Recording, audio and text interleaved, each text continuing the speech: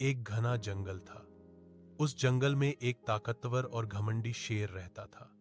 वह खुद को जंगल का राजा समझता था और सभी जानवर उससे डरते थे।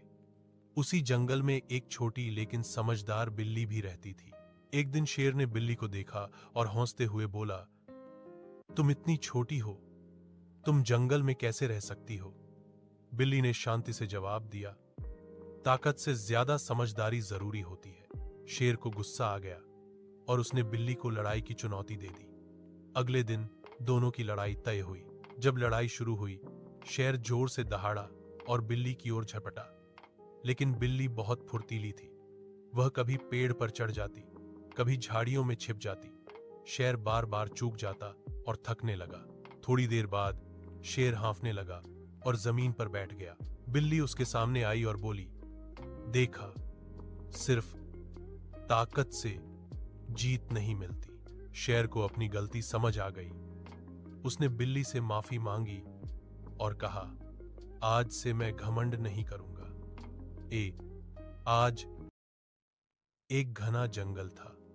उस जंगल में एक ताकतवर और घमंडी शेर रहता था। वह खुद को जंगल का राजा समझता था और सभी जानवर उससे डरते थे। उसी जंगल में एक छोटी लेकिन समझदार बिल्ली भी रहती थी।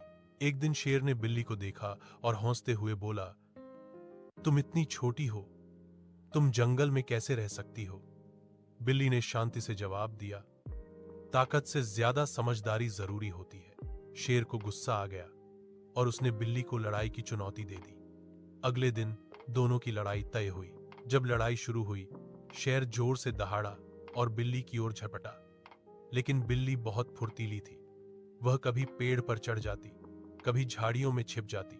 शेर बार बार चूक जाता और थकने लगा। थोड़ी देर बाद शेर हांफने लगा और जमीन पर बैठ गया।